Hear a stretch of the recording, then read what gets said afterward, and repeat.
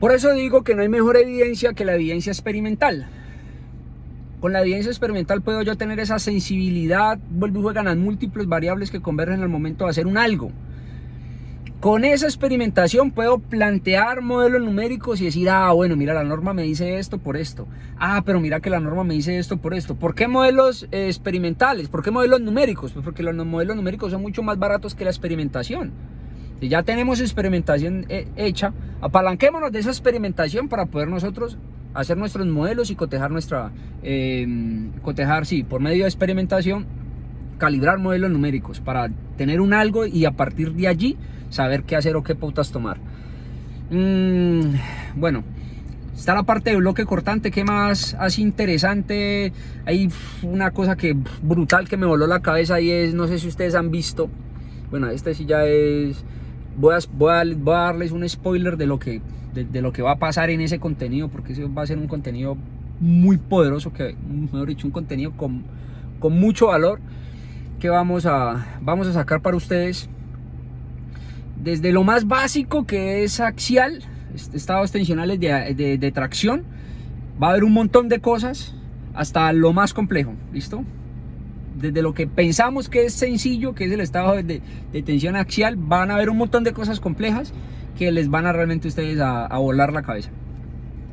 Algo que a mí en lo particular me voló la cabeza fue, no sé si ustedes han visto estructuras, metan en el sitio web a páginas de empresas que hagan estructuras de acero. No sé si ustedes han visto cerchas, esas estructuras que se forman con celosía, que tienen una cuerda superior, una cuerda inferior, tienen unos montantes y unas diagonales, ¿listo? Las famosas estructuras reticulares, que lo llaman en los libros unos españoles, creo, o las estructuras de celosía, como las conocemos aquí en nuestro medio en Colombia, donde estamos nosotros.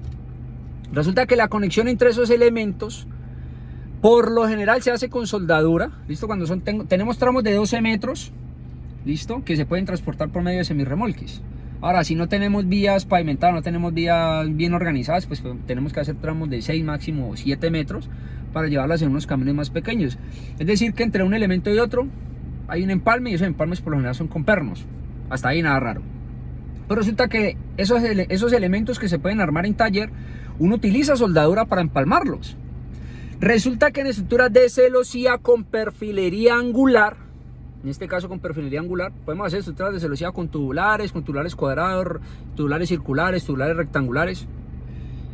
En fin, con ángulos también se pueden hacer. Con ángulos hay un montón de estructuras de coliseos hechas aquí en Colombia. Yo sé que en toda parte del mundo están.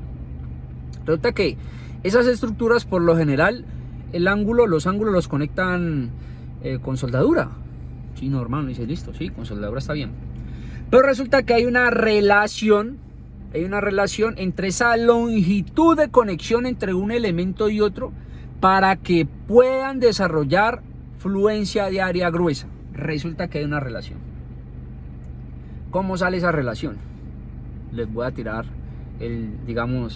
la cerecita del pastel aquí, para que ustedes si quieren la revisen. Esas ecuaciones las vamos a derivar una a una y vamos a derivar la ecuación. Eso realmente es una inecuación, una desigualdad, para poder que una cosa cumpla con la otra. Se despejan unas variables y a la final una variable está en términos de otra. Entonces, pues, eso si desarrollan esa ecuación, eso da una ecuación, creo que de 6º grado. O sea que para calcularle la solución a esa ecuación, pues tenemos un polinomio un polinomio de 6º grado y tenemos 6 raíces. Y bueno, resulta que en MATCAD hay una posibilidad de crear bloques de solución. Entonces en MATCAD a crear los bloques de solución y vamos a ver cuál es la solución que realmente se ajusta a esa inecuación. Y lo chévere es de que ¿cómo se plantea? Bueno, yo sé que la pregunta va a surgir, ¿cómo se plantea la inecuación? Tengo el estado tensional de fluencia de área gruesa, que es phi, o sea, 0.9 para fluencia de área gruesa es 0.9 por la fluencia por el área gruesa. ¿Listo? Ahí está. Fluencia de área gruesa. El otro estado tensional es fractura de área neta, pero no tenemos perforaciones porque tengo una conexión soldada. Entonces, la fractura de área neta en este caso va a ser el phi, que es 0.75, por el FU, que es el límite último del material, por el área neta. En este caso no hay perforaciones, entonces el área neta es el mismo área gruesa, Pero esa área gruesa hay que afectarla por el U, que es el factor por rezago de cortante o retraso de cortante o el shear lag. Resulta que para que controle el criterio de fluencia de área gruesa, pues el criterio de fractura neta tiene que ser mayor que el criterio de fluencia de área gruesa. Entonces ahí hay una desigualdad. ¿Listo? Acá en este término hay área gruesa, acá en este término hay área gruesa. Esos términos se cancelan.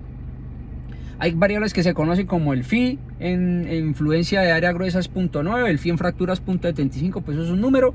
Por acá está fluencia y por acá está FY y por acá está FU, pues son números. Se ponen al otro lado, listo. Esa inecuación ¿de qué va a depender? Va a depender de U, y el factor de U de rezago de cortante es 1 menos X trazo sobre L. 1 menos X trazo sobre L para una condición que es, si no estoy mal, creo que es el caso 2 de la tabla D3. Allí la pregunta es, X trazo depende de la sección transversal, ¿listo? Porque hay un centroide. Para los ángulos hay una relación y depende del ancho del ángulo.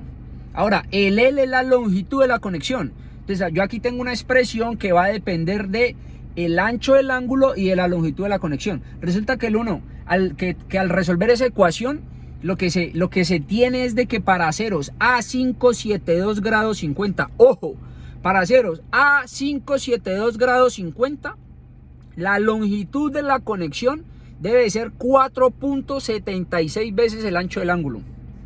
4.76 veces el ancho del ángulo. ¿Eso qué quiere decir?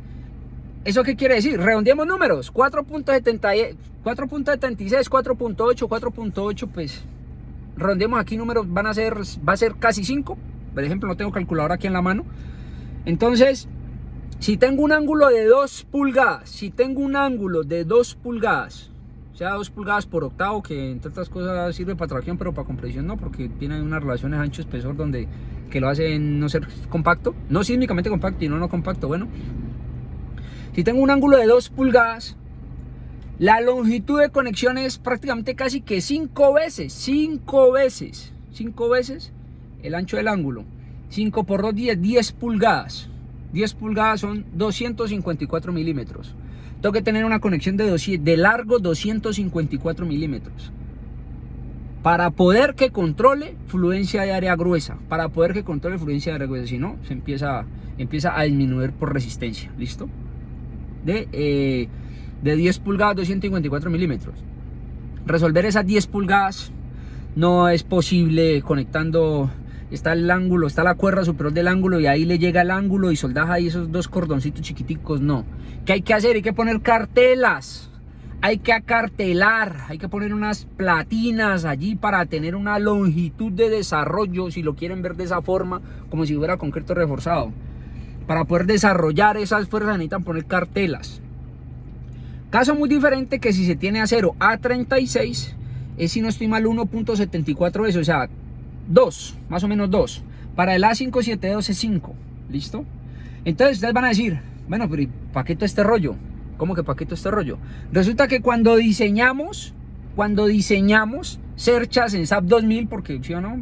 Siempre es SAP 2000 o ITAPS. Cuando diseñamos con estos programas de computador, las cerchitas, las cargas de tracción, siempre es fluencia de área gruesa, porque ahí no hay forma de meter al computador de que ahí hay una perforación. ¿Listo? Bueno, creo que sí, porque afecta a uno el área neta. Listo, sí.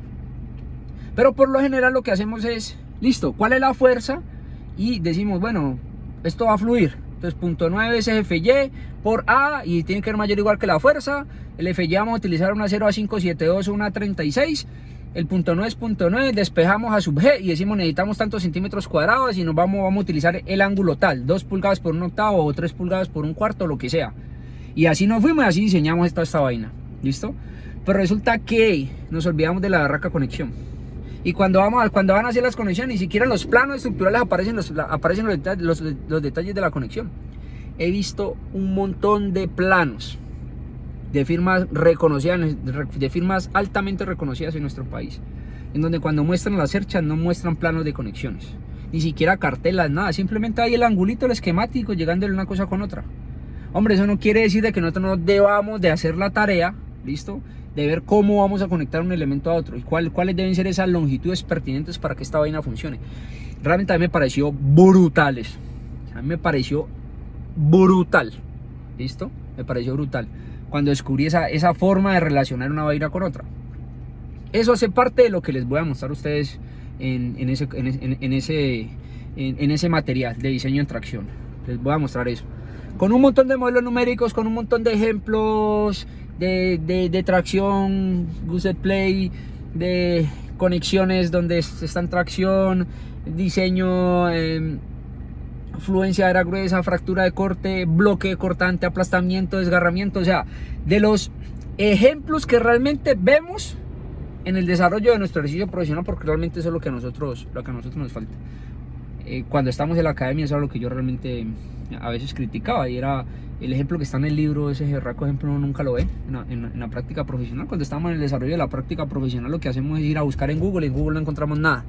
Entonces lo que estamos tratando de siempre de plantear aquí en Gora es eso: ejercicios prácticos aplicados al desarrollo profesional, que realmente nos sirva para nuestra profesión. Bueno, eso era lo que les quería comentar. Un saludo. Por aquí les voy poniendo más cosas. Antes de cerrar, se me olvidaba de que de todo lo que les comenté del profesor Gabriel Valencia, ya estoy empezando a hacer los ejercicios que él trató de plantear, y aquí hay algo de, no sé, hubo una conexión específica de deslizamiento crítico que me reventó realmente la cabeza, y se la voy a compartir por YouTube. Un saludo, chao, chao.